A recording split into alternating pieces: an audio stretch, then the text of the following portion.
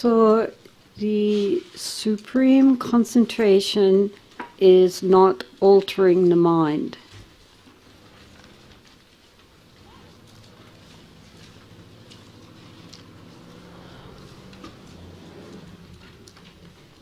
The Tibetan says Loma Chirpa, which has the idea of leaving the mind uncontrived, not. I think the idea he's trying to do, not altering the mind, means not trying to make the mind into something artificial, not trying to make it.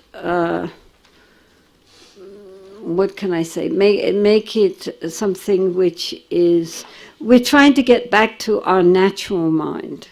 That's what we're trying to do. We're not trying to build another mind on top of our ordinary mind. And so meditation isn't about mental gymnastics. It's about letting the mind, it's like if you have a pool of water and we've been stirring it around, and then all the mud and dirt and everything rises to the top and is swirling waves. So we're trying now just to settle it so that all of this just falls to the bottom and the mind becomes more clear, and we're not adding dyes to it, we're not adding detergents to it, we're not adding chemicals to the mind. We're allowing the mind to settle in its own place. Right? You understand? So it's very, we're not trying to alter the mind in the sense of contriving it into some weird shapes that we think is how it should be, a meditative mind. Genuine concentration is allowing the mind, as I keep saying, to relax, but stay attentive, stay focused. So we're not adding anything on to the mind. What we're just doing is allowing the mind just to settle down naturally. So therefore he says that the real concentration, not forcing our mind to do anything, we're not forcing the mind. Like some people think the idea of when we're learning to concentrate, you tense up and you really have to, no, I'm not going to think of anything except, the pebble or the breath or the Buddha image, or, yes, I'm going to look at the mind and every thought, zap, zap, zap, zap. But it's not like that. That just exhausts the mind. Makes the mind very tense, and then the mind eventually will explode. It will, it's like a dog which you discipline so much that every moment is just waiting for the next order. Eventually it will turn around and bite somebody because it's too tense. It's not natural. So, like this with the mind also, we have to work with the mind. This is why we talk about taming the mind, taming it in a soft, friendly way. I mean, yes, we have to be firm. No nonsense here, mind. Behave yourself. But at the same time, we have to be sympathetic towards its problems, and to get the mind to want to cooperate. This is the important thing. If the mind, as I said at the beginning, if the mind really enjoys doing something, you don't have to force it. And if you think of any activity which you do that you really enjoy, like, Shuki playing his saxophone, he doesn't have to, force himself to do it. He loves doing it. He loves to play music, so he plays, and it gives him joy. And likewise, people enjoy reading, or they enjoy walking, or they enjoy, jigsaw puzzles or crossword puzzles and so forth. And even though they put effort into it, it doesn't seem like effort because the mind is happy. So really, to become a skilled meditator, we need to learn how to encourage the mind to enjoy actually being disciplined, and to enjoy the idea of how nice it would be if we could have a mind that was more peaceful and more centered, more focused. And because reminding ourselves when the mind does become like that, even if only for a short time, how pleasant that was. So in this way, we have to work with the mind to get the mind to want to cooperate, to want to do this, so that there's not an inner conflict. Because while there is a conflict, I mean, in the beginning, as with most things, we do want to do it, but we don't. But after a while, if there is still a conflict, then we should really work out what's the problem here. Because, as I say, anything that we do with our heart as well as our head is easy, even if outwardly it looks like very difficult. Other people look and say, wow, how can you do that? So difficult. But for the person doing it, it's not difficult, because the difficulties are irrelevant, because there's a joy in doing it. So likewise, learning how to become the masters of our own mind, it's not easy, because the mind rebels. And so either we can beat it into submission and have a very unhappy mind, but still, it will do what we tell it. Or we can encourage it to recognize the benefits of being well tamed, and how then we can train the mind. So this is by learning to use the natural resources of the mind. The mind, by its nature, can be quiet and it can be focused. We are not trying to make it go into strange, as I say, weird yoga poses of the mind. The good yoga poses, the genuine yoga poses, go with the body and just stretch it. And so likewise, we are working with the mind, but just stretching it. And then the mind becomes relaxed, flexible, supple, workable, instead of being hard and obdurate and difficult. But it's all part of... I'm not answering any questions, by the way. We have to get through this whole text, which is a long text. I've given up on questions.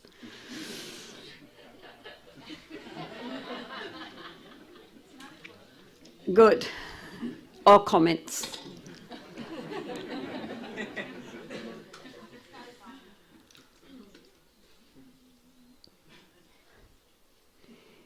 We are trying to make our mind workable.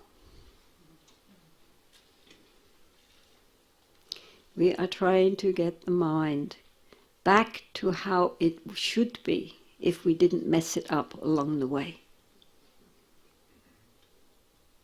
which would be open and clear and calm and focused. That is how the mind should be. We're not changing the mind into something else. We are getting the mind back to how it would be if it worked well, if it was well functioning. So therefore it's very important not to try to alter the mind in the sense of being artificial, but just to work back towards, as I say, like water. You know, if you leave it alone, then it will settle of itself and clear. So good concentration is like that. Just allows, we don't try to settle the mind. We just give the mind an object and the mind will settle of itself. So this is the point with meditation, that we are developing this quality of recognizing. The important thing to recognize with a conceptual mind, our thinking,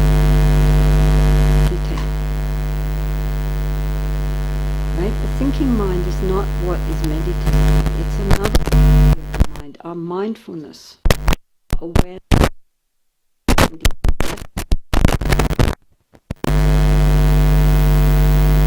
And eventually down. So we don't have to alter that. We don't have to change our. Do you understand? Using our thinking mind to. This is why.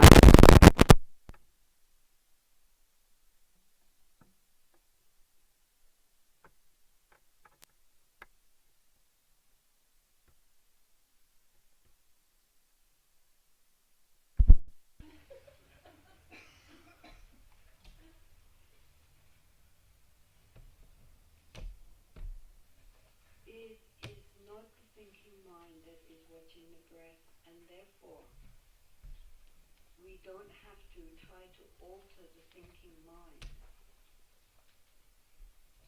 The thinking mind, as our awareness, as our mindfulness becomes stronger, then the moments of mindfulness will be greater, the moments of mental discursiveness will become less. Because according to Buddhist psychology, we can only have one mental moment at a time.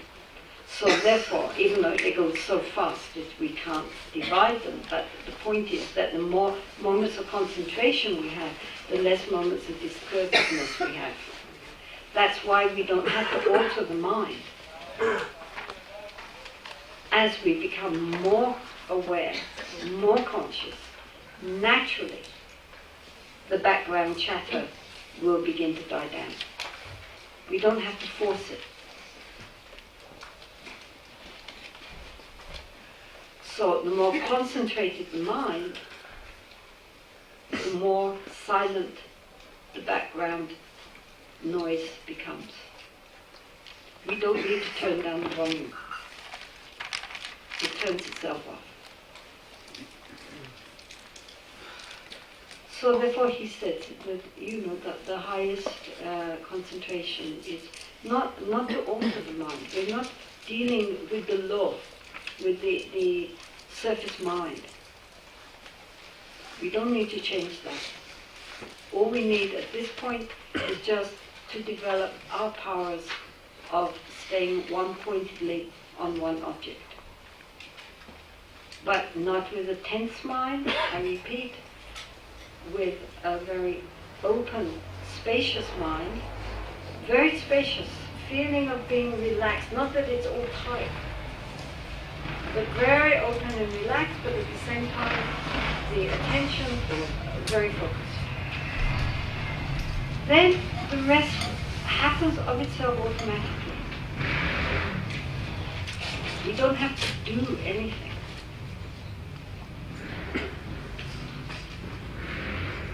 So this is the point I think that he's trying to make here, is that we don't have to change the mind. We don't have to try to artificially alter it in any way. The mind will take care of itself if we just hone our attention within a very relaxed, open, spacious sense of being.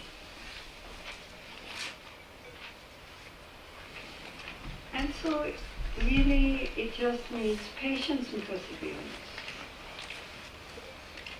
The actual principle is very, very simple. The main problem is that our mind,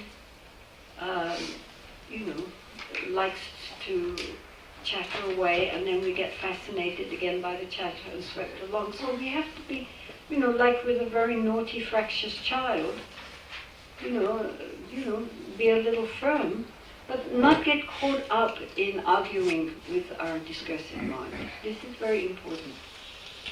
Let it scream and chatter in the background, because in the foreground we have our object of meditation which we are focused on. And so as we ignore the background noise of itself, it begins to calm down because nobody's interested. Coming up with all sorts of fascinating thoughts.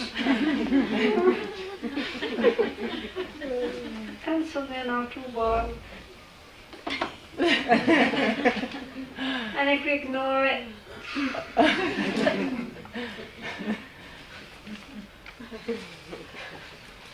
really it's true, the mind likes to have attention, and if we don't give it attention, after a while it just gets bored and quietens down.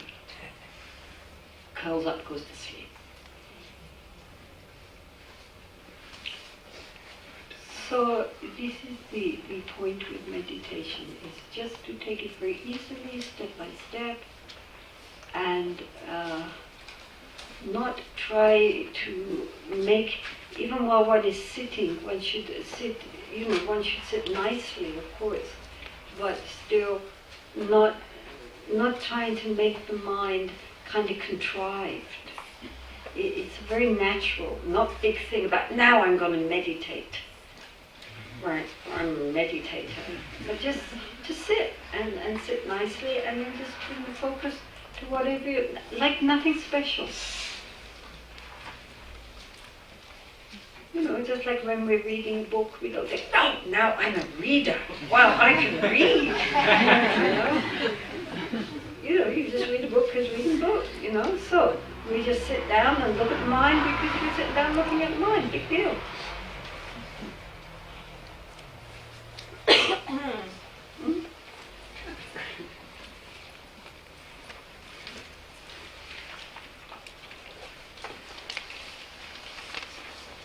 Also, this one on wisdom is actually something which we have already dealt with on a number of occasions. Apparently someone's going to saying, why is Atisha still saying this? The supreme wisdom is not to grasp onto anything as the self. So we did the supreme understanding is to realize the meaning of selflessness, and then the supreme remedy is to know that nothing has self-nature. Now we have the supreme wisdom is not to grasp onto anything as a self.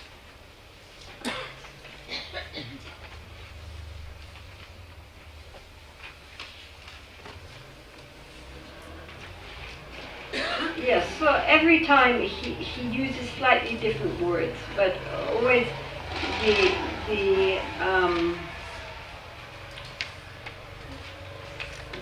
idea is this. idea that we make something into, as we were explaining this morning, into something solid and real and self-existent from its own side. I think Atisha says this again and again in various ways because from the point of view of Buddhist wisdom and attainment, this is the crucial point. Both from the point of view of as an individual, our belief that we really are a self-existent, enduring, changeless I at the center, and that likewise everything outside also are very separate and discrete and enduring and solid and real, just how we perceive them to be. And so again and again and again comes back to the same point, things are not how we perceive them.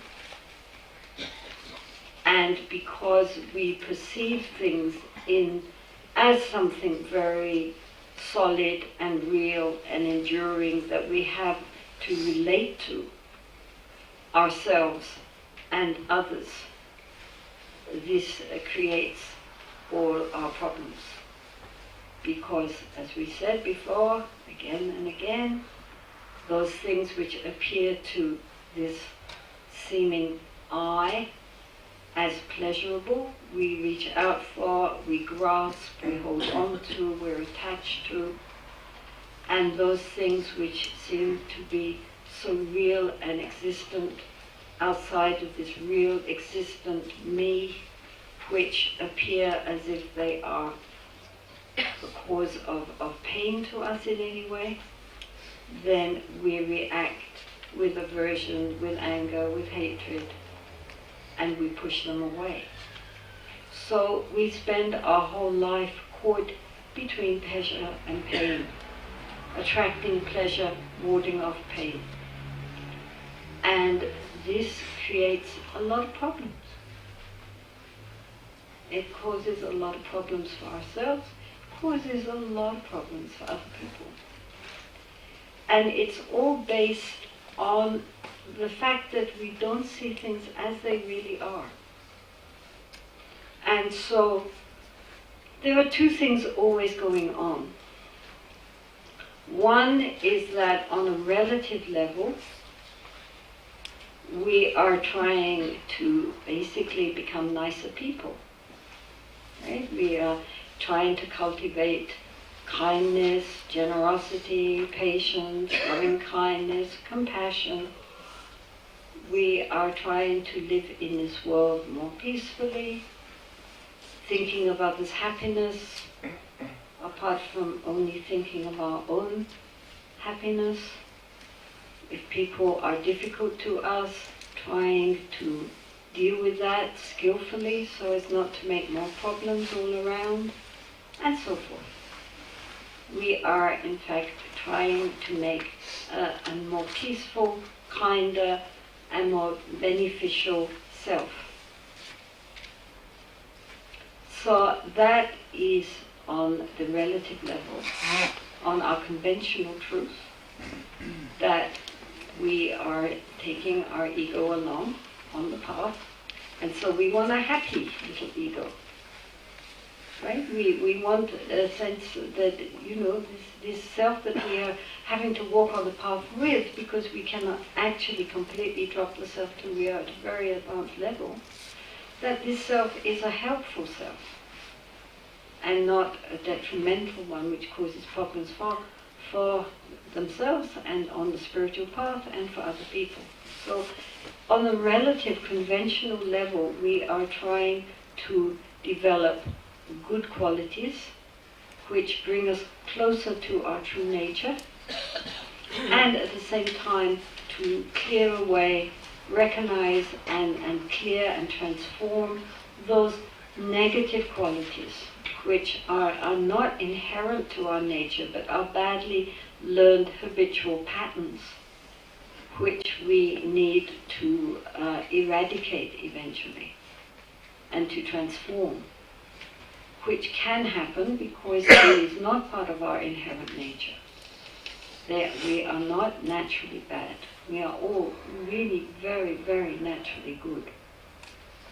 And so we have to therefore work to come back to our innate goodness. So that is still all on a very conventional level. But at the same time, there is this other thing happening, which is to try to help us to understand the ultimate nature of reality, which is to open us up to how things really are. Always underlying everything is how things seem with our deluded perception, and how things really are if only we had the eye of wisdom. So these two things are developing at the same time. As I said, they're like the wings of a bird in a way also, because along with this understanding of wisdom comes the cultivation of all these very positive qualities which we need in this world. But wisdom is something which we can think about it. Like we talk a lot in Atisha is again and again talking about a lack of self-existence, a lack of self-being, that we are not who we think we are. Others are not who they appear to be. That actually we are so much more than what we think, as well as so much less. I mean, the problem is that we identify with all the wrong things. There's nothing wrong with thinking, I am so-and-so, and I'm male or I'm female, and I'm an engineer or I'm a doctor, or, I'm a house decorator or whatever you are. There's nothing wrong with thinking, I belong to this religion, this race, this nation. We need that to live in this world. The problem comes when we believe it. And when we identify with that only, thinking this is who I truly am,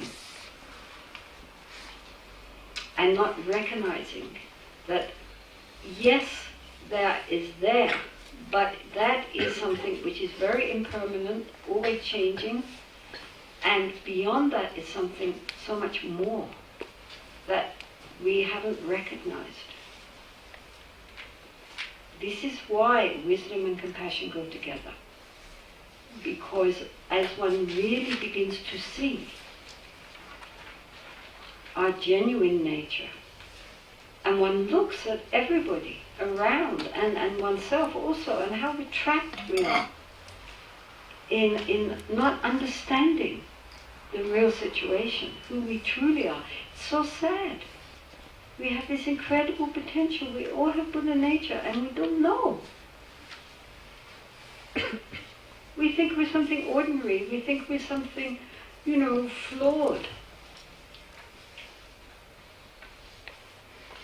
We don't recognize. The traditional explanation is of a beggar who lives in a hovel, in just a very poor hut. And underneath the ground in his hut, there is this huge treasure buried. But he doesn't know. So he goes out every day and he earns a few coins, and he's so happy he's got a little bit enough for the next meal. And all the time he's a multimillionaire. But he doesn't know. Then that's very sad. And so that's our situation. That we all have this great treasure within us, but we think we're poor. But we can only get to this treasure when we stop identifying with what we are not. This is why there is all this emphasis on no self, no self, no self. Doesn't mean we don't exist. It means that we should stop identifying so strongly with our present personality, our present. I mean, next lifetime when you get reborn as Palestinians, you are going to be glad that you worked for peace in this lifetime.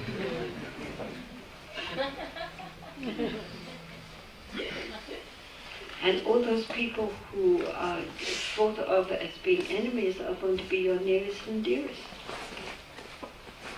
And those people who now are your nearest and dearest, you will think of as your enemies.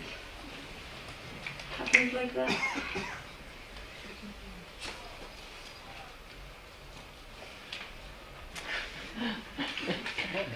So, you better discover right now that you're not who you think you are.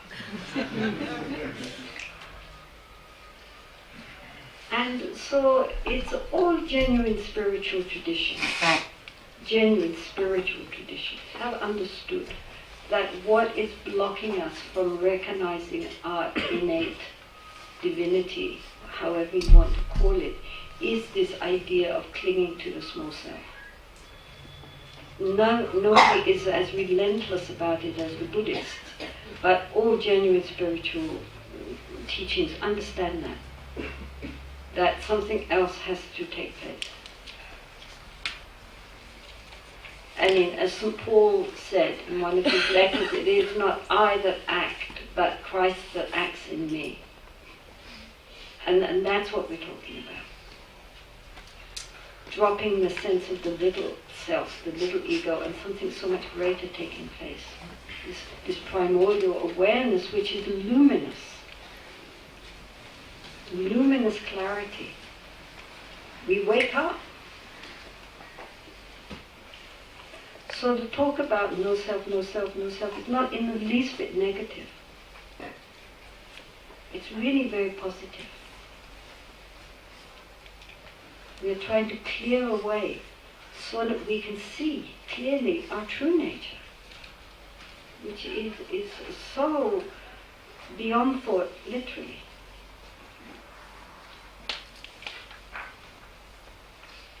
And when we awaken to that, that is wisdom. Because then we wake up and we see things as they really are. Of course, we probably fall back to sleep again. But that initial waking up is considered very important in all Buddhist traditions. That first glimpse of a reality beyond our ordinary, everyday, conceptual, conventional mind. That for a moment the clouds open, we see the sky. Then one understands. Yes, or then you start working, then it has to be that we start really trying to get glimpse after glimpse after glimpse. And make those glimpses longer and more continuous. Yes, that's when the real work starts. But nonetheless, that first initial breakthrough is very important, because then one recognizes that there is something genuine. And what we are seeing is a counterfeit almost.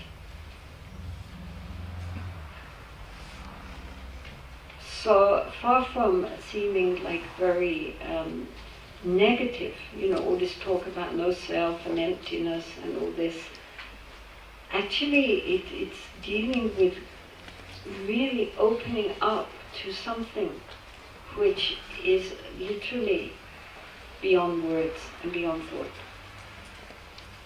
And far from repudiating the world suddenly comes alive in all its intelligence, in a way that we normally, with our small, limited, conventional thinking, cannot imagine. This is why Middle Ages went into his cave and lived on nettles and turned green.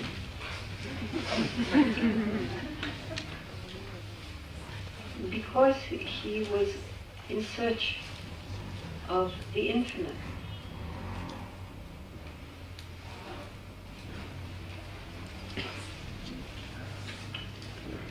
But in the meantime, be kind, be patient, be generous, really care about others, and laugh. I've always said that a sense of humor is the seventh paramita. We take ourselves too seriously. You know, a sense of humor is a very good thing to have. Don't take ourselves too seriously. Yes, sincerely. We are sincere, but not too serious.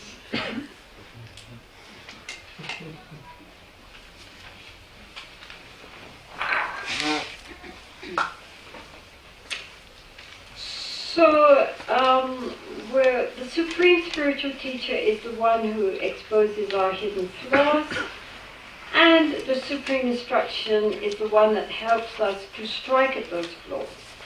So,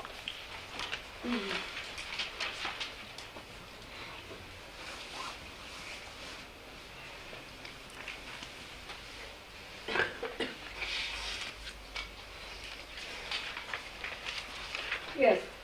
So, of course, in anything that we want to learn, it's no good having a teacher who only praises us and never points out anything that we're doing wrong.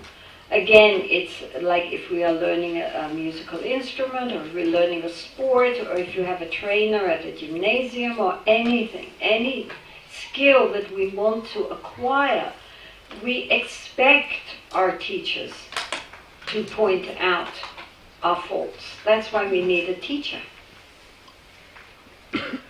Because otherwise we could just read it all in an instruction book or Google it. But what we need is an actual person to show us, no, you're doing that, you're not doing that right. You know, you're not putting your fingers have to go like this, not like that. And whatever skill we're trying to learn, we need someone who knows much better than we do, who can see how we're doing it wrong. As well as, of course, encouraging us when we do it right. I mean, we don't want someone who's endlessly criticizing and never, encouraging us when it's fine. But more important is that they show us when we're not doing it properly. So when it comes to a spiritual teacher, who is in the Kadampa tradition, is called our Gevi Shenyen. It's our Kalyana Mitra, our good friend. That's what it literally means. It means a good friend. The good friend is one who points out to us what flaws we have in our character that need to be looked at. Because very often we can see some things, but other things are glaring and we just don't see it. So a good teacher is like a mirror for us, pointing out where our weaknesses are, where the flaws are in our nature. Because without that, it's very hard for us to always see where we're going wrong. Nowadays, of course, it is much more difficult to have that kind of relationship with teachers. If you do have a teacher who you can talk with and communicate with, you're already very, very fortunate. Because, nowadays, certainly so many lamas are running around the world continually, zap, zap, zap. And, the chance of people actually getting to sit down and talk with them about their practice, even if they're their students, is really quite minimal. Even in India, the lamas are so busy, they've got so many projects on, and then they're always running all over the place, and then they have if they're popular, they have so many students, and so if you have a teacher who is quite well known, the chances of getting more than 5 minutes is very unlikely.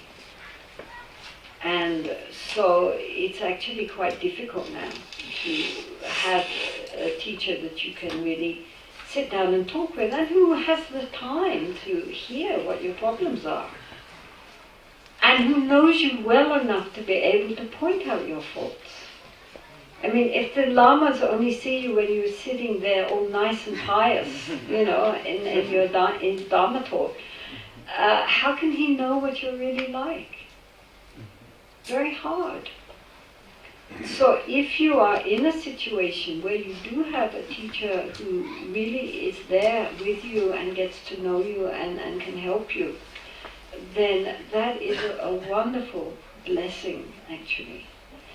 And of course, as with if you're learning an instrument, you don't need to have, the very, very top professional players teaching you.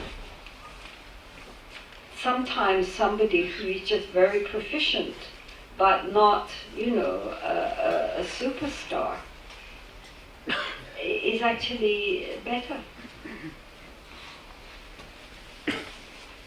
And as long as they have, they have the qualities of having practiced for a long time and basically, being very clear about what is Dharma, what is not Dharma, provided they have a good and compassionate heart, and their motivation really is for benefiting others and, propagating Dharma, that is more than enough. I mean, somehow people imagine that if only they could find, the teacher sitting on a 1,000-petal lotus radiating lights, that they would just look at them and that, they got it. But it isn't like that. I mean, even if the Buddha himself was sitting here, all he could say is, practice. What could he say? He can't, I mean, if he could do it for us, he would, but he can't, All he can say is, look, this is what you have to do, now go away and do it. So for that, you don't need a Buddha on a 1,000-petal lotus. Sometimes it's much better to have somebody who just has accomplishments, but is not anybody super, super high, because then they understand us so much better. And we can talk to them. And they know what we're talking about. So the important thing is to have somebody that you can turn to and who can understand us enough that when we are going astray, or when we have problems which we are obviously not dealing with, that they can point these out to us. This is very, very helpful, of course, in any skill. You have a teacher. We know that. So also for the Dharma, you need teachers. And in Israel you have teachers. You do. And so the point is therefore to make use of that on one hand, and also at the same time to practice. The teacher cannot do it for us, but what they can do is to help guide us so that we do things properly and we don't waste time by doing things wrong. And beyond that, it's up to us. So then also supreme instruction is one that strikes at those flaws. So again, we need, if we, for example, are very short-tempered, if we get angry very easily, if we, if that root of anger is the strongest in our mind stream, we need teachings which deal with that. such as, learning loving kindness and patience and many meditations which can help deal with that particular root. So if we are angry but generous, we don't need so much instructions on how to be generous, because we already know that bit. But what we need is something which will strike at our particular problem, whatever that problem may be. And everyone has different problems. A skillful teaching will be one which will help us to deal with that particular problem, that particular flaw in our personality. So again, a skillful teacher could help us to find the kind of practice which speaks most to our difficulties. Because it's important that our nature becomes well balanced. And there are many practices, and different practices are useful for different people. It's not that there's a universal practice. I mean, we usually start by getting everybody, concentrating on the breath or on the image of the Buddha, etc., just as a general, just to get the mind tamed. But then after that, there is so many different practices, and different people respond to different approaches and different techniques depending on their own personality and their own needs. So therefore, it's important especially to hear and think about and practice those instructions which especially hit at our weak points. As I say, it's like going to a gymnasium. If you have strong arms but flabby legs, then you will work mostly on machines which strengthen legs. You don't need to keep strengthening your arms and neglecting the legs, because then you'll have extremely super arms and fall over on your face because your legs are so flabby. So you need to balance, right? The trainer, if he's a good trainer, will immediately look at you and tell you what's wrong.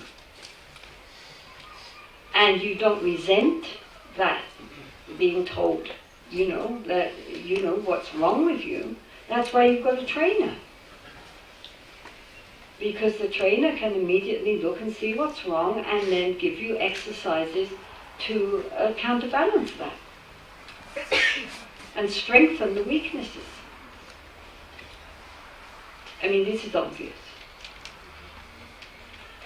So likewise, a skilled teacher will be able to see, if they know the student, they can see where are their strong points, where are their weak points, and especially encourage them to look at their weak points and then use some practice and study which will direct them at their weak points in order to overcome them and transform them.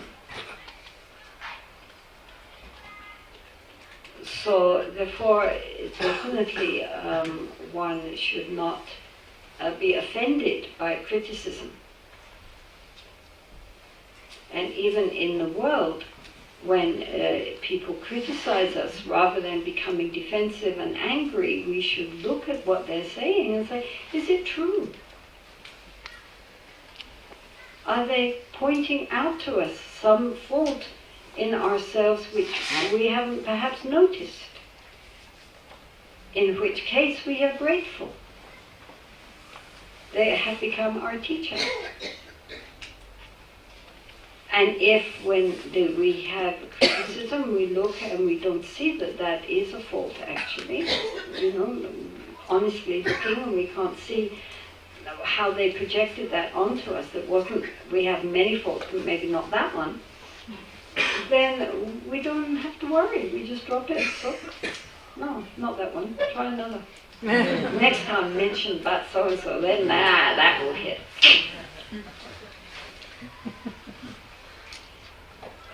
So it's very important to have a very clear and balanced understanding of our conventional nature, what work needs to be done. And so that is our path, is dealing with what needs to be done and doing it. And so therefore, as he's saying, the teacher who shows us what work needs to be done is the best teacher. And the instruction for helping us to deal with those problems is the best instruction. I mean, it's pretty obvious.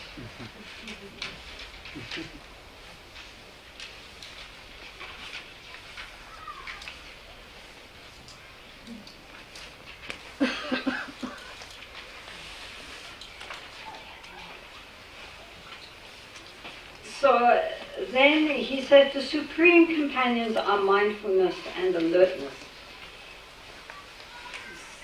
So again, we're back to this question of mindfulness. It means, nowadays, of course, mindfulness has become a big catchword everywhere, in business, in psychology, for stress relief and lowering your cholesterol, and for everything, you learn to be mindful. And basically, it's regarded nowadays, the way it's taught is that it means being present in the moment. So that what we are doing, we know what we are doing while we are doing it, so that we are present.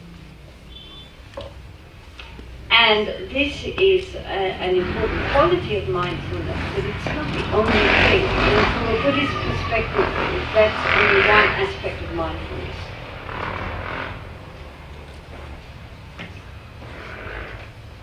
In fact, Buddhism doesn't just talk about mindfulness, it talks about right mindfulness. If one were a burglar about to enter a house or to open up a safe where there are people in the rooms above, then one is very mindful, right? One moves, opens up the window very, very quietly, carefully, and enters the room. One moves very, very carefully, and one is taking what one wants to take very silently. It's all very mindful. But from a Buddhist perspective, it's not right mindfulness. Because right mindfulness is always connected with positive states of mind. And so part of the practice of mindfulness is that we are conscious of our states of mind, and we are checking to make sure that they are positive states and not negative states. And if they are negative, we change them. So this quality of checking up is part of what is called alertness. This word alertness doesn't really have any translation into English. In Tibetan, it's kusheshin. And it goes along with trempa, which is mindfulness. So it's trenche.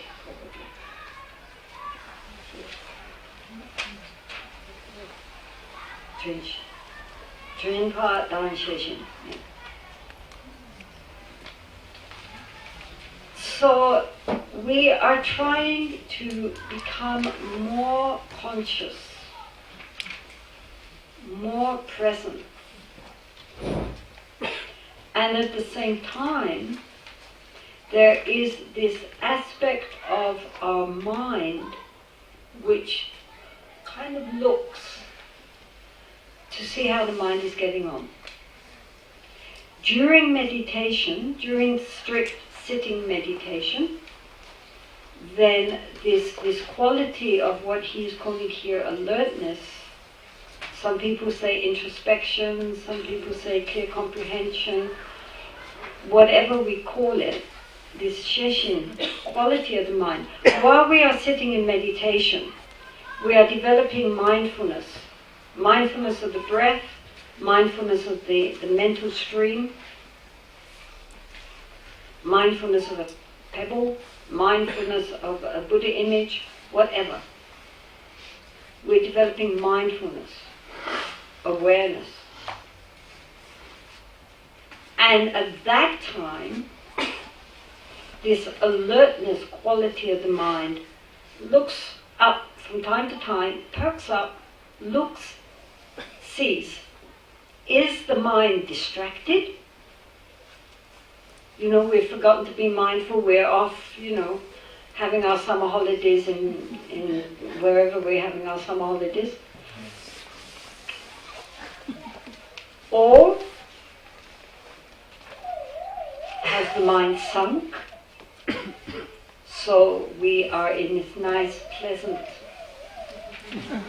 samadhi of sleep. In either case, this quality of alertness notices what's happening in the mind. Is it fallen into either extreme? And it rectifies it. If the mind is very distracted, then it brings it firmly back to the object. If the mind is sinking, then it again tries to vivify the mind, brighten the mind, and so forth. So this is the quality that it's looking during formal meditation to make sure that our mindfulness is clear and steady and balanced. Now during the day, while we are cultivating mindfulness in daily life, of course at that time what the alertness is doing, what this watching, it's not there the whole time, it just looks, and when it sees something which needs adjusting, it adjusts it, then it subsides again. And then after a time, it will come back up and look again. But it doesn't keep disturbing the mind. It doesn't make the mind look tense. Just from time to time, it checks up. It checks up. So during the day, we are attempting to be more conscious. The Buddha said, when we are standing, we know we are standing. When we are sitting, we know we are sitting. When we are walking, we know we are walking. When we are lying down, we know we are lying down. In other words, step number 1 is to get in contact with our bodily postures. This is the easiest thing, because the body is the way we experience it at the beginning is very gross. It gets more and more subtle as we become more and more in contact with the energies of the body. But at the beginning, step number 1 is just dealing with our basic 4 postures. Standing, walking, sitting, lying down.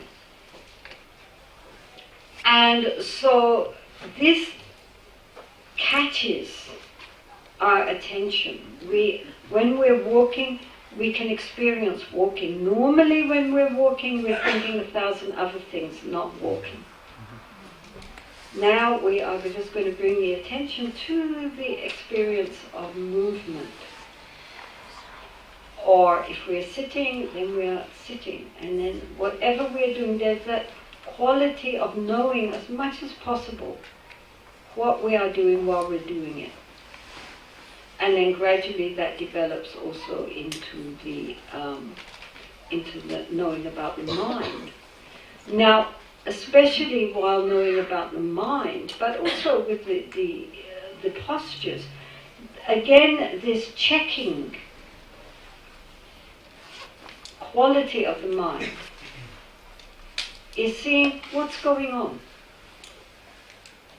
So if we are our posture, for example, is not good, then we can sit properly, we can stand properly. But especially, and what it really is interested in, is what's going on in our mind. So while we're watching the mind, we're more conscious of what's happening in the mind. The Shishin checks it. Is it positive or negative? And if it's negative, then again, we recognize it, we can name it.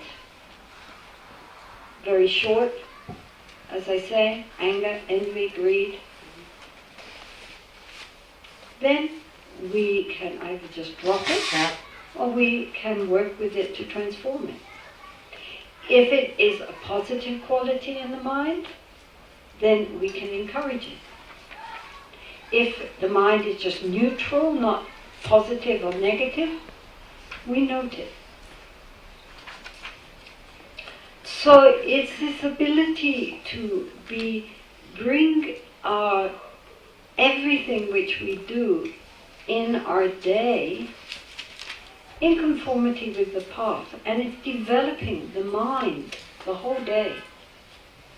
Because if we think that sitting for half an hour in the morning and then the rest of the mind is running all over the place, that we are actually ever going to learn to meditate, we are fooling ourselves. It's not going to work. We have to be in training with our mind as much as we can remember during the day. So this is why we were talking about mindfulness spells. And anything that we can think of to do which will remind us. You know, the word for mindfulness, both in Sanskrit and in Tibetan, is the ordinary word to remember. The word to remember. Nga payula dringandu. I'm remembering my homeland. It's an ordinary colloquial Tibetan. Trenpa just means to remember. And so its direct enemy is that we forget. Actually, if I ask you now to be mindful of your posture, of your body in this moment, you can do it. You suddenly become very conscious of the body and the energies in the body. If one says, well, be mindful of your hand, then immediately your attention goes to the hand, you begin to feel the blood pulsing through the hand, the energy in the hand. Not difficult, anybody can do that. The problem is we don't remember. We forget. And we get carried away by our mind stream and we forget to remember.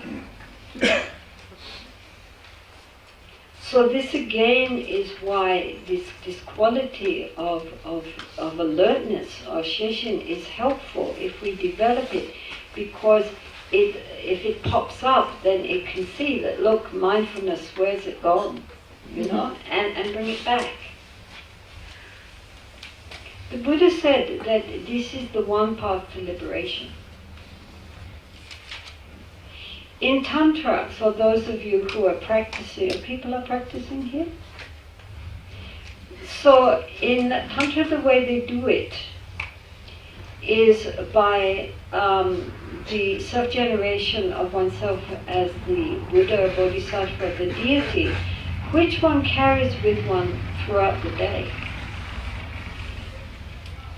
Right? It's not just when you're sitting down on your cushion meditating that, for example, one sees oneself as the Buddha here, you know. Then it's not just when you're meditating that you would see yourself as the Buddha or as Chenrezig or whoever, Tara. But at the end, when all the visualization has been dissolved back into emptiness, into primal level of the mind, then again one appears as the deity. And all sound is mantra, all thoughts are the play of the wisdom mind of the deity. And all beings become the deity. I mean, often in Chenrezig or Tara practice, then all males become Chenrezig, all females become Tara, however you want to see it. But the point is that then, if you're the deity, well, that changes everything, doesn't it?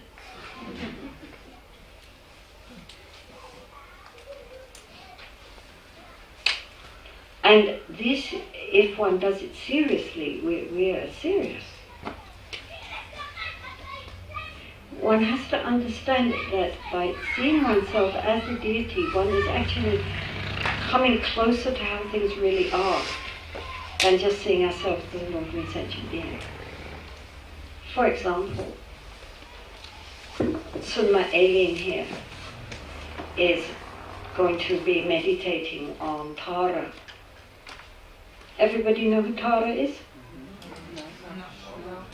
She is often she has 21 forms, but her two main ones. One is green, one is white, and she represents fearless compassion. And she is a very, very popular bodhisattva who in Tibetan Buddhism, who is practiced by all, who is practiced by everybody, male, female, high, low, everybody does Tara. Our nuns do a Tara puja every morning. So if one is seeing oneself as Tara, so Sunma Aileen is going to sit down and see herself as Tara. She visualizes her body dissolving into light, and then in an instant she appears as Tara. But in the back of her mind is the thought, right, well, of course, really I'm Aileen, and now I'm going to pretend to be Tara. Right now I'm going to be Tara, but of course, really I'm Aileen. But, and this is what we're thinking, you know, right, I'm me, but I'm going to pretend to be this one now. And that, you see, that is our fundamental delusion. Because, of course, actually, we are Tara, pretending to be Aileen. And that's the point. So it's always in Vajrayana, it's called the pride of the deity, recognizing that we are the deity, this is who we really are, and we're mistaken. This is our enduring identity.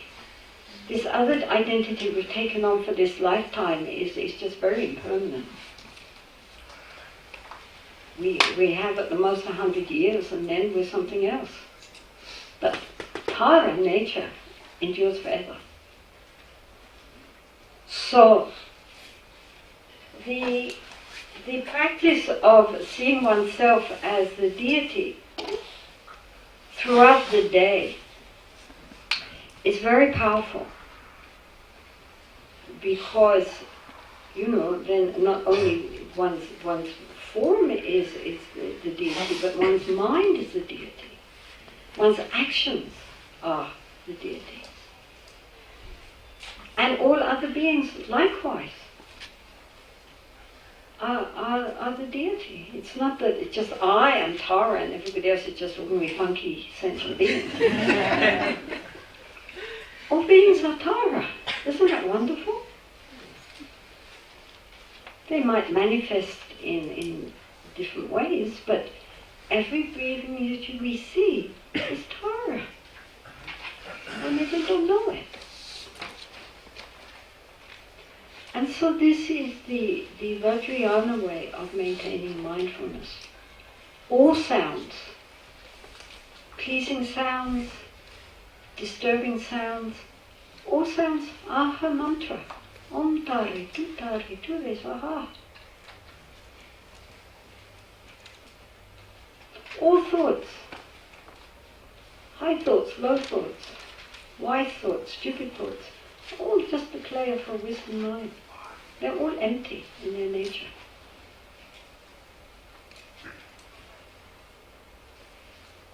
So this is the tantric way of coming back to who we really are. It reminds us the whole time that we are, yes, we are playing our role that we have been assigned in this lifetime, but it's not who we really are. We're something so much more.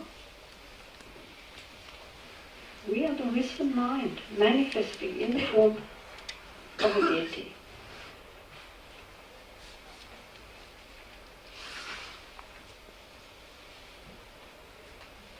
Do you understand? Mm-hmm. So this is why it is considered in a tantra, apart from also the, manipulation of the inner energies and so forth, that tantra is a very fast path, because it takes the fruit of the path, which is our Buddhahood, and takes it to use it as the path.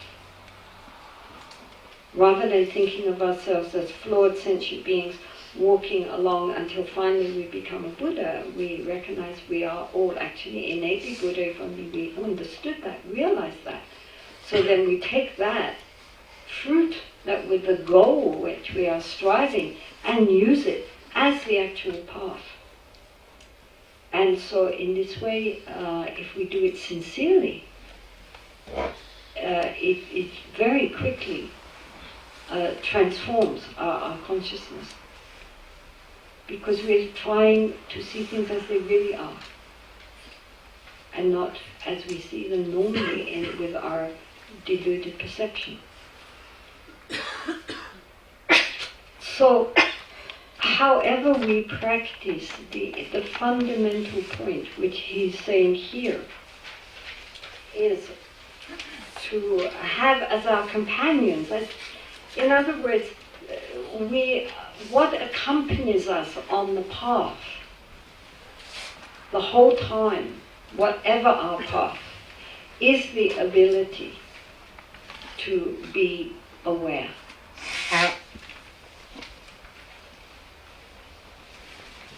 So we can start with small things. The Buddha suggested, the 4 fundamental postures of the body as a start. We could also take actions which we do every day, and normally we do very mindlessly, and make the determination to do them mindfully. Anything, drinking, every time you drink a cup of tea or a cup of coffee, make the inner commitment to do so, being as conscious as possible. Or cleaning your teeth, brushing your hair. If you walk to work, then when you're walking, use that as a meditation. Any especially simple actions which we do, normally automatically and as an excuse for thinking something else while we're doing it, now we can use that as the foundation for a practice. And in itself, again, as I say, it's very easy, we can say, all right, when I comb my hair, I'm going to comb it and be conscious I'm combing it. And in itself, that is very simple. The main problem is, there are 2 main problems. First main problem is that we're doing this, and we're aware that we're combing our hair or cleaning our teeth or drinking tea or whatever. And then the mind says, oh yes, look, I am mindfully combing my hair.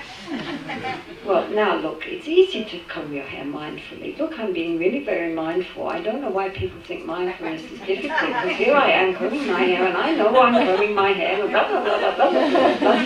I wonder if it needs tinting.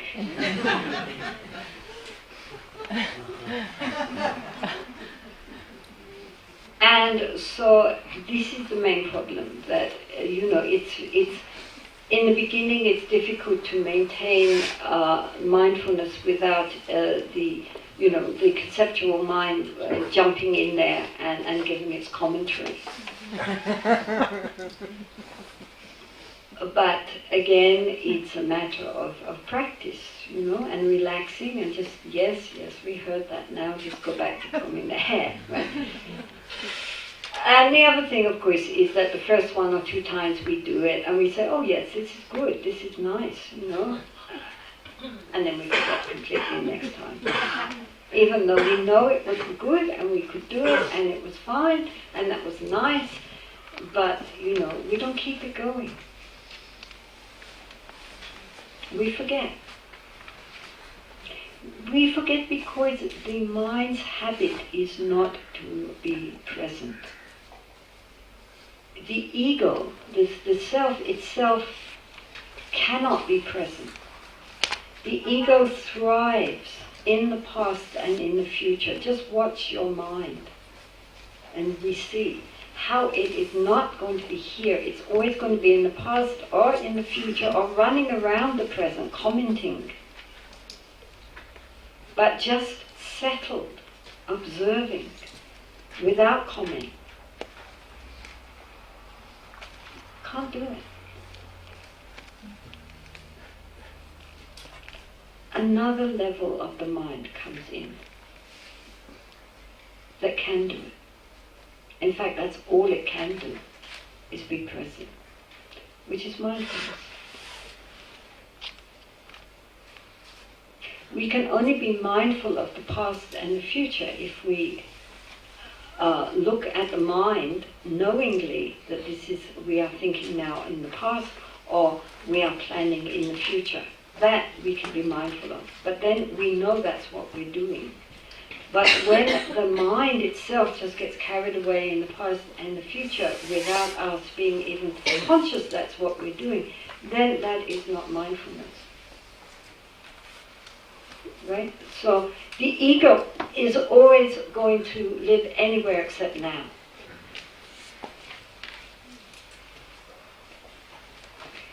And so therefore mindfulness is such a brilliant way of really learning how to live without the ego always being there the whole time. And therefore the mind feels very rested, actually, clean. Even if we only stay mindful for a short time, it's a tremendous relaxation for the mind.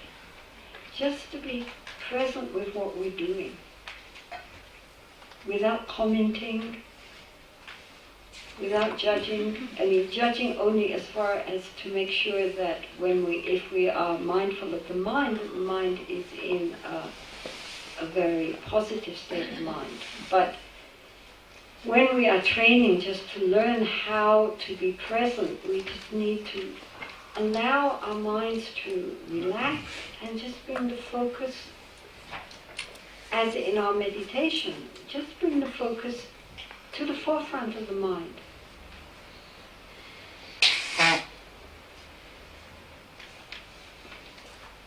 It's very easy, and one feels the whole shift in focus. The minute we are really focused on the present, it's like everything comes into, like the lens of a camera suddenly becomes very sharp.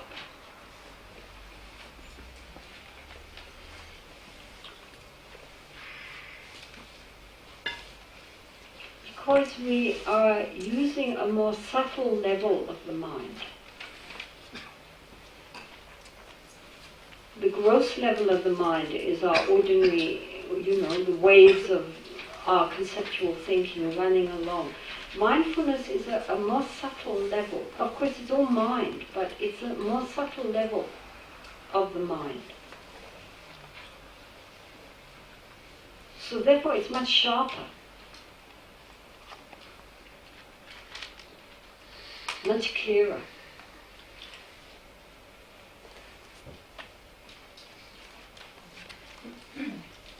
But the ego sees it as a threat, which it is to the ego, and therefore will do everything it can to get in the way again. And this is why it needs practice. We are in the habit of being unmindful. And to develop the quality of being present, of knowing what is happening at the time of happening, with as least commentary as possible. Because then also we see everything fresh. Normally when we see things, the mind immediately compares it with what it's seen before and evaluates it according to its previous experience. We do it so automatically we're not even conscious of it. And mostly what we see, what we hear, what we taste, what we touch can be put into compartments of received experiences from the past, so that we immediately decide, automatically it seems, we like it, we don't like it, this is better, this is not so good, etc., etc. We don't see the thing in itself, we see our opinion. And this is why also as one gets older, time seems to speed up. As a child, every experience is new and vivid, and so therefore time, one day seems to go on forever.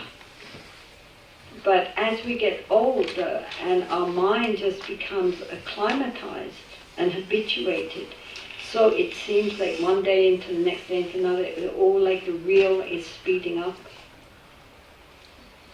And this is actually a very bad sign.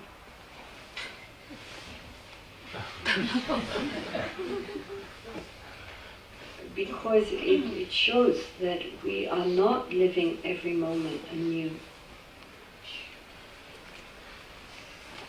Our senses are dull.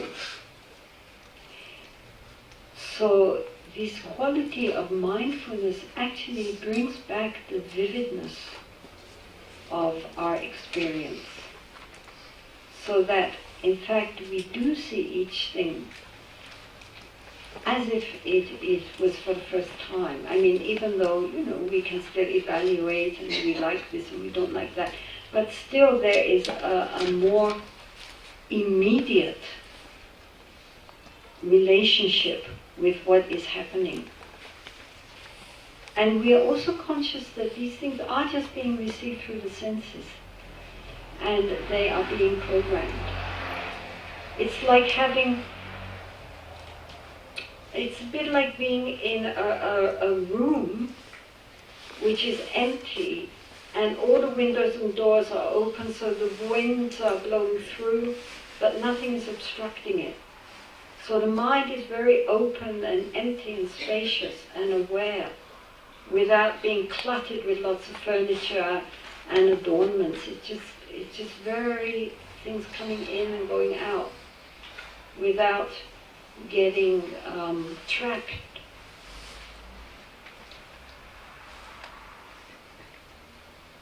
So it's a very balanced, open, spacious mind, very clear. Colors appear clearer, sights appear clearer, sounds appear clearer, everything is much more vivid. Doesn't the ego benefits from it? Why did you say that the ego is threatened by mindfulness? Because the ego cannot live in the present moment. It can comment on the present moment, but it cannot live silently in the present moment. What lives silently in the present moment is our awareness. Our awareness is not part of the ego. So therefore, as our mind becomes more and more habituated to being in a state of clear awareness, the ego begins to diminish. And so therefore the ego recognizes that this is part of its dissolution process, and therefore it comes up with everything it can to distract us, including and especially the fact that it keeps trying to make us forget by bringing up something else which will take us away from remembering to remember. Why the ego doesn't like that we are in the present moment? Because when we are in the present moment, there's no ego.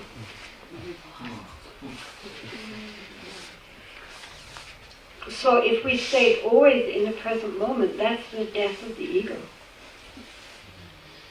So of course, even though ultimately the ego has never existed from the very beginning, right? So you're not killing.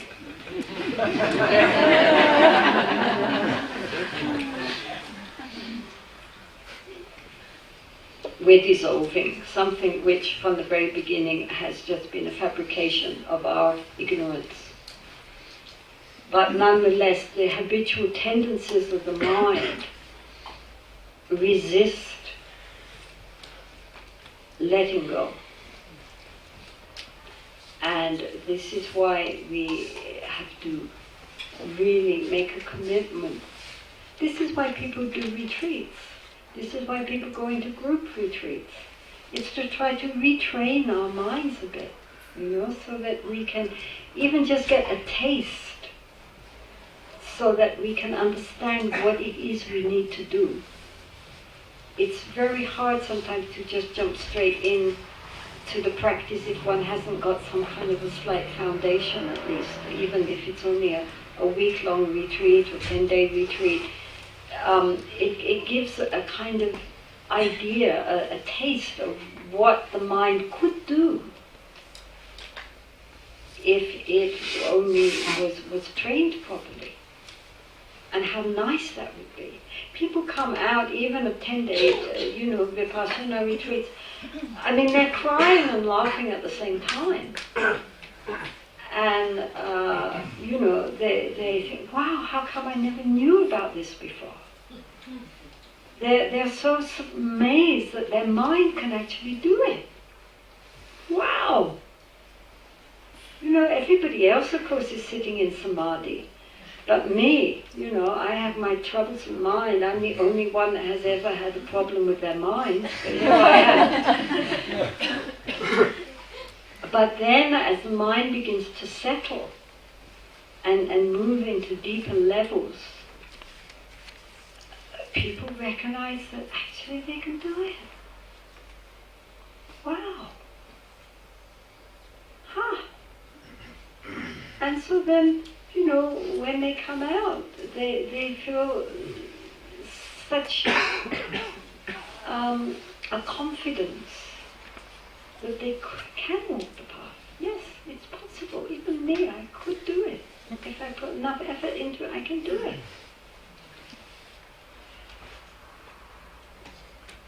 So this is, but then so often after that, then people just plunk again, because they're not maintaining that momentum. And this, of course, is the problem, to keep maintaining it and really try to cultivate awareness in our daily life as much as possible in order to really transform our mind. The beauty of it is that our mind can be transformed, because the way it's usually acting out is not part of its true nature. So, we all of us can walk the path, but nobody can walk it for us. That's the main problem. Otherwise you would hire someone to do it for you and dedicate the merit in our direction, and that would be enough.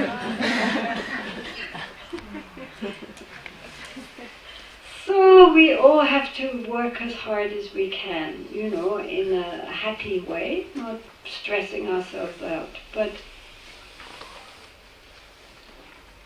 yeah.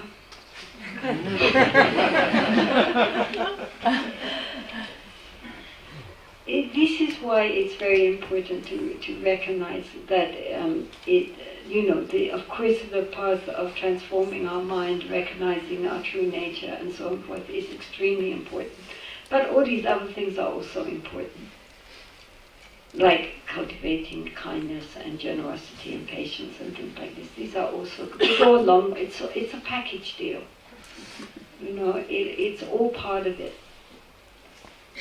But all of these qualities, every one of them, we have to make efforts to cultivate them. Otherwise it all stays up in our head. You know, we know all the definitions and we know the various subcategories and so forth. But it's all stuck up here, it doesn't go down here. And until it comes down into the center of our being, nothing really transforms. It's all just a very interesting intellectual exercise. And so this is why we need our daily life. Because our daily life gives us the opportunity to try again and again and again and again, until finally it becomes spontaneous. Until finally we've got it. Because all of these qualities are who we really are. This is what we are trying to express, that our negative qualities are not our true nature. Our positive qualities are our true nature. So therefore, however much we are habituated to negative aspects of our personality, they are not inherent within us. They can be changed. All of it can be changed.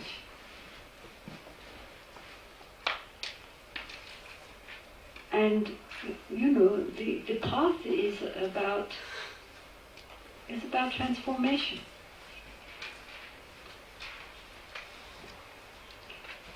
And if we want to have a meaning to our life, that's what it is. That we have this life in which to transform.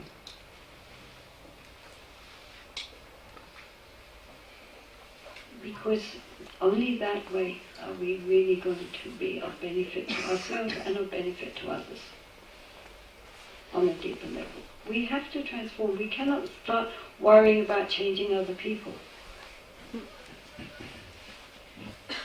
We cannot change other people.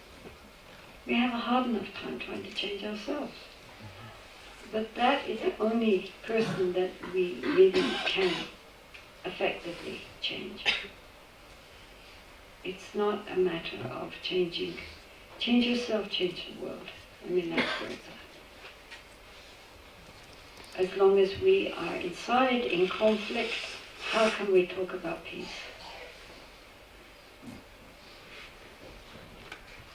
As long as inside we have even the idea, well, I want peace, but those people out there don't want peace. And so immediately we're back to us and them. We're the goodies, they're the baddies. Then where is there going to be peace? So each one of us, we're on a journey. And as long as we keep walking, however long it takes, it's worthwhile. It's when we just stop and sit down and say, that's it, I can't go. Or we go backwards. His Holiness has this saying, which I'm sure some of you have seen, about never give up. And they've even put it on T-shirts. But I don't have it with me, so I can't quote it. But it's very beautiful from some talk which he gave, which was about just keeping going no matter what obstacles are there, what difficulties we have. as long as we don't give up, it's okay. And so, I mean, for him, of course, he's also thinking in his mind Tibet, and, how to bring peace to Tibet, just as you are thinking how to bring peace to Israel. And the forces against it seem so heavy and so insurmountable, but never give up.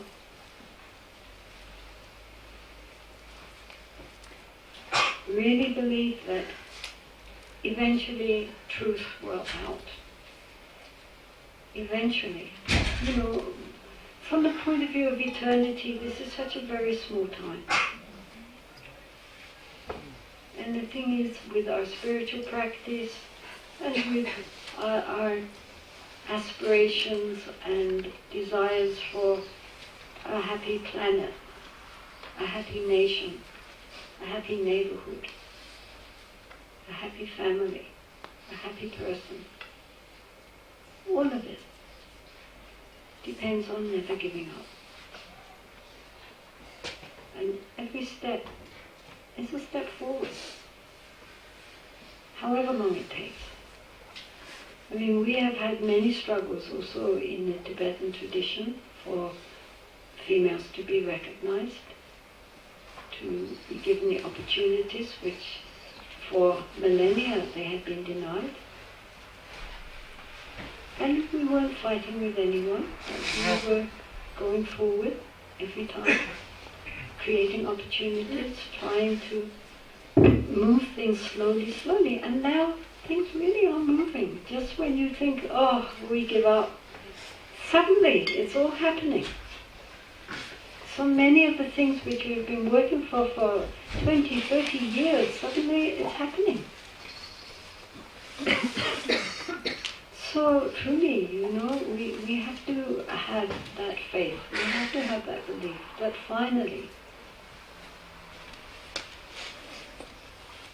the light is stronger than the dark. Even darkness is 1,000 years, you switch on the light, where's the darkness gone? So we always must be moving towards the light and not be afraid of the dark. In our practice and in our social engagements. Because ultimately, really, when I was brought up as a spiritualist. I wasn't brought up really as a Christian, and I wasn't Jewish, but my mother was a spiritualist, which meant that every week we had seances in our house. And we would, one of our neighbors was a medium, so she would channel various people who had died. And it was a very small group of neighbors, and it was happening in our house, so we knew nothing was being fake. Anyway, I'm not talking about that, but what I'm talking about is that people would ask the spirits, like somebody's having an operation next week, please help them, and, are they going to be okay, and, this one is doing an exam, will they pass, and this sort of thing. And at that time, I was about 7 or 8, 9 years old. But I already thought, look, these spirits, they're on the other side, maybe they have more of a clue than we do. Why don't we ask them something really important? So I said, is there a God? And they said, well, we don't completely know. We're just spirits. But the word around the spirit world is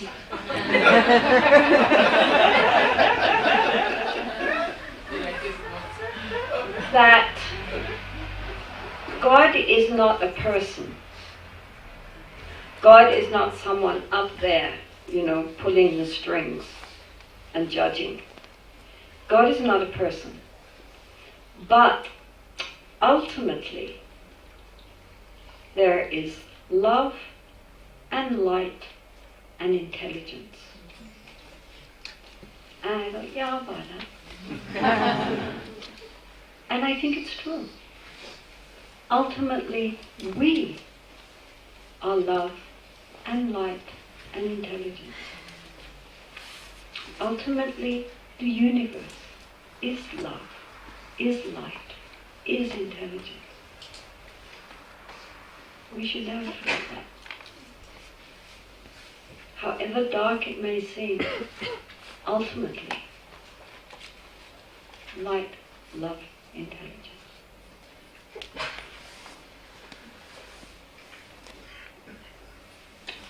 Maybe we end there for today, and dedication.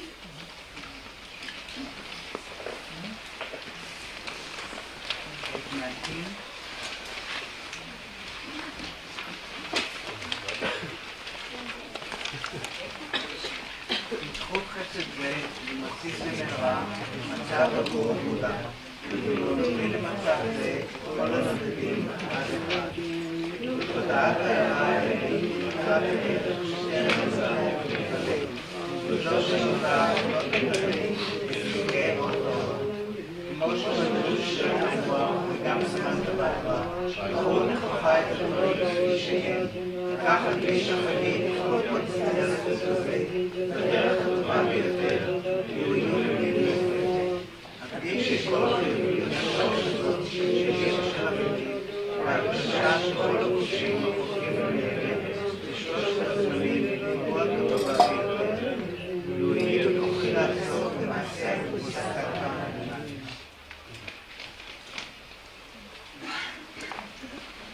So thank you very much. Wait a minute. We have prayer here. Oh, No dear. black prayer. Okay? Yes, for who?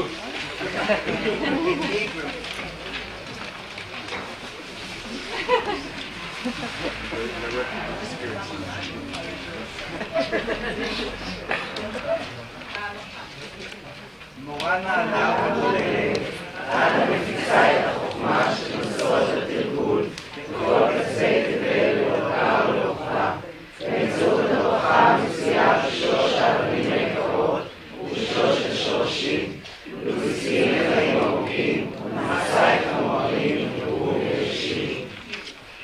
תודה.